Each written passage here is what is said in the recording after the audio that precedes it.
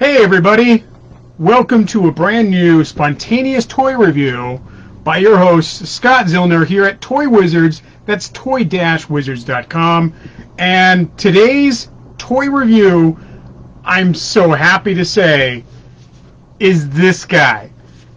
Bandai's Warhammer 40K Space Marine. And to be precise, this is a Primaris Adeptus Astartes. So that's like Super Space Marine. They've redid their Space Marines kind of recently, and they made them bigger to make them more into scale, a true scale with the rest of their miniatures. But then they just called them all bigger, better Marines. Instead of just upgrading everything, they only let you buy these new guys at this new scale to kind of force you to buy all new miniatures. And it's actually had a negative effect in the Warhammer universe. Me personally, I'm just not buying the new stuff. I enjoyed everything being in scale, and this new super scale that you can't switch around parts has me a little uninterested. However, this guy really had me. For years, like since the late 80s into the 90s, I wanted an action figure of a Space Marine, and they never gave it to us.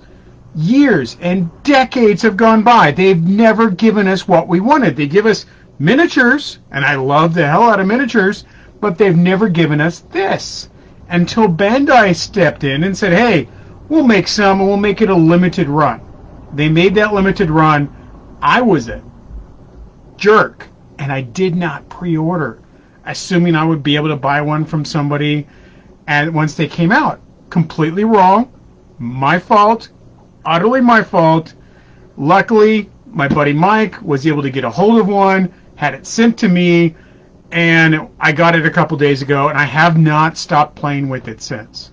This is superb, but we're going to go over everything for you. Don't worry. 1, the box. Great.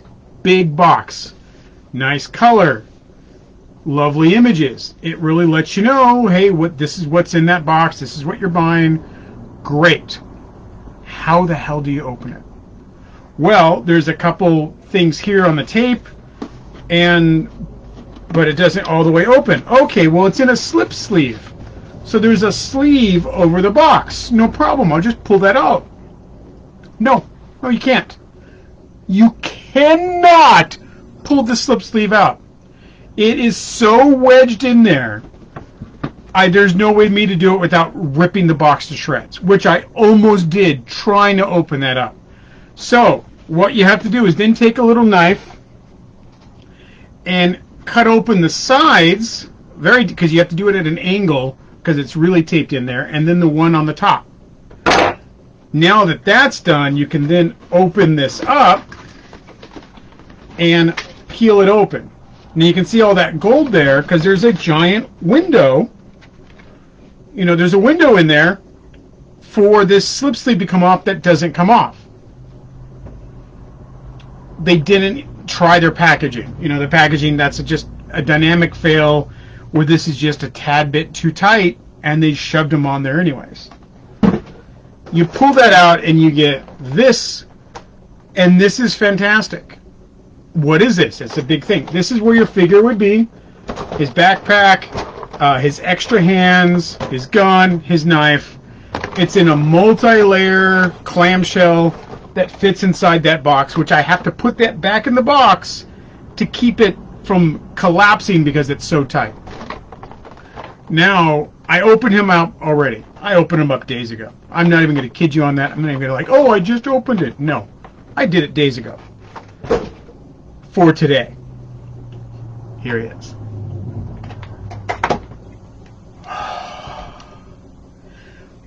For one, it's monstrous. It is like a 7-inch figure. So, like McFarlane scale tall, but these guys are extra big.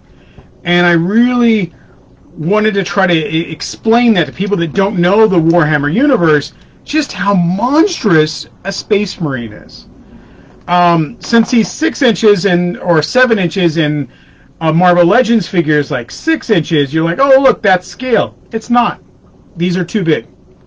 That's not scale. Even though this guy is bigger, he's still not in scale. This is too big. Well, maybe a G.I. Joe. That's close. Like if this was the little peasant or like, you know, some underhive guy, maybe. But not precise. Like you really want to be precise. How big is this guy compared to a normal person? Or even an abnormal person? So we got a Visionaries figure, which is a 4-inch figure. So his 4 inches to that 7 inches makes scale. That's how big a Space Marine is to a person. They're huge. They're monsters. They're giants. And then from a Space Marine, there's Primarchs, which are dudes like even taller. It's an amazing world. It really is. I love the world.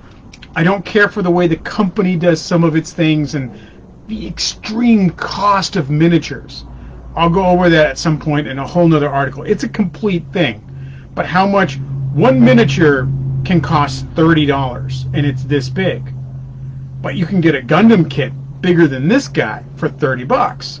The cost of plastic is not equate to the IP cost that they want to charge you for. But let's go to him. Now these retailed at $100. And you're thinking, man, that's $100 for a Marvel Legend figure. It's bigger, better than a Marvel Legend figure, and it's more expensive. It's made by Bandai, so the quality is high. It is actually very high, except a couple lazy little snips, and you can see some points where they broke them off the sprues, and there's like a little white spot here and there. I'm going to go with some paint, cover those up with a little marker. I'll be fine. But for the cost, you don't want to see sprue cuts, you know? It is fully articulated for the body mass, meaning he can move up, he can kick, he can pose, he can move his arms. This double shoulder, it's a double shoulder pad. There's another shoulder pad under that shoulder pad, is actually done rather well. It is very much movable. My problem I've had is that this elbow pad just comes off. Like I need to glue it on there. It just constantly comes off. That's been the bane of my existence with this figure, is that this little shoulder pad just comes off all the time. Hands, you get 4 of them. You get fists, you know, for punching. And then you got open helping hands for karate chopping. And then you have hands that can hold things for holding his giant combat knife or his enormous overlaunched or oversized rocket launching gun. They don't really shoot bullets. They shoot rocket propelled grenades at the speed of bullets. That's why they call it a bolter. And then there's a heavy bolter and a double heavy bolter and a double bolter, so on and so on. I'm really, really in depth with the lore. I love the lore. I love the miniatures. I sometimes have problems with them, but I absolutely love the Warhammer 40,000 universe. I would never want to be in the Warhammer 40,000 universe. You're like, oh, I would love to go to the Marvel universe, or go to DC universe, or go to Tom and Jerry land. You never want to go to the Warhammer 40,000 universe. It's grim. In the future, only grim. Darkness and war. Never want to go there. Literally. You want to go to, like, Spawn's hell before you go to the Warhammer universe. That's just, if you're choosing realms to go to, this is the one you don't go to.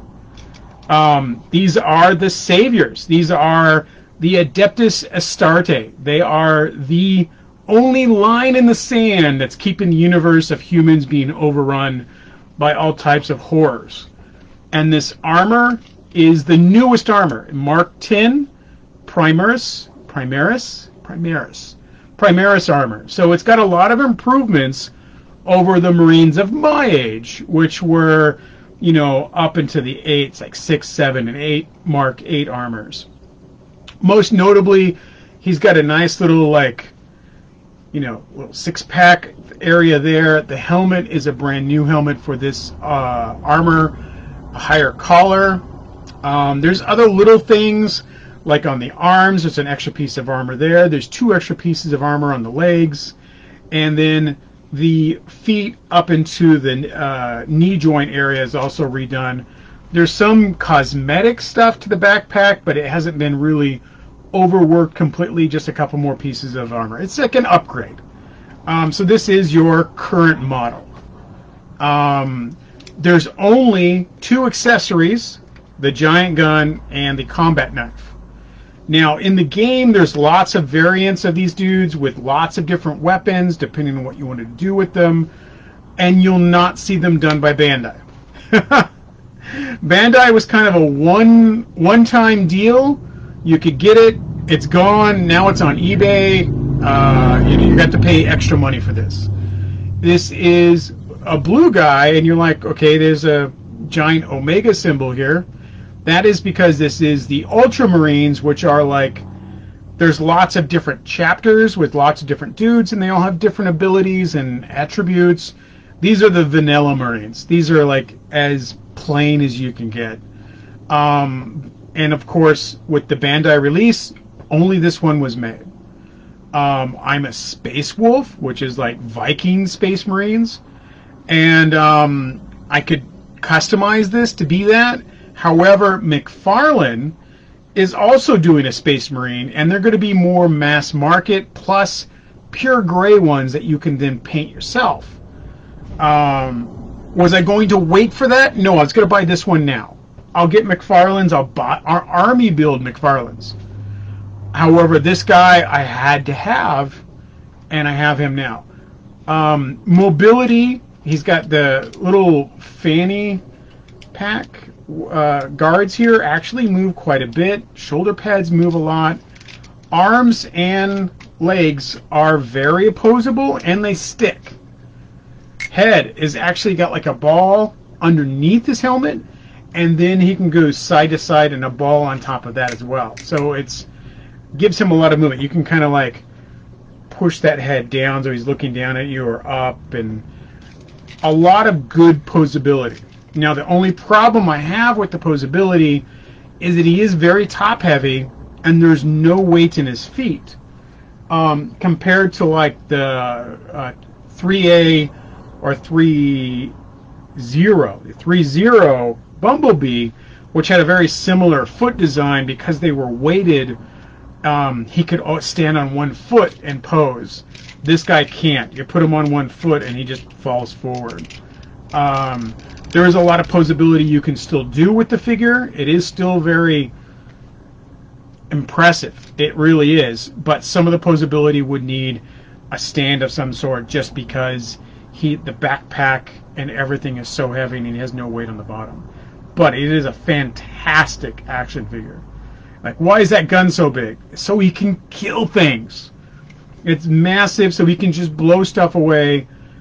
I'm so happy to get this into my collection. I really wanted a Space Marine action figure forever. I drew designs up many times, like how they could make one. Why won't they make them? They could make a ton of these. I would buy them. Other people would buy them. But Games Workshop's always been concerned about just making their miniatures and making their paper products. They make money on books. So why make an action figure? Bandai stepped in and said, we can make that. Okay, do it. Let's see what you do.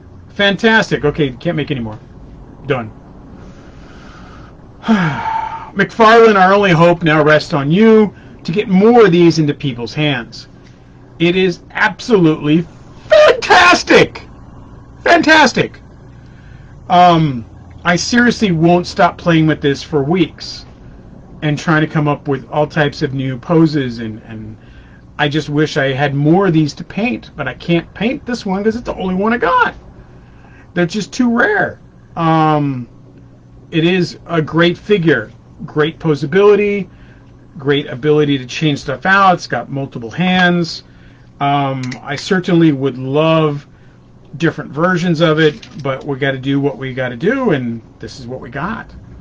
If you want it, you can look it up, try to find it. They're going anywhere in the 250 to 350 range, and retail on it was 100.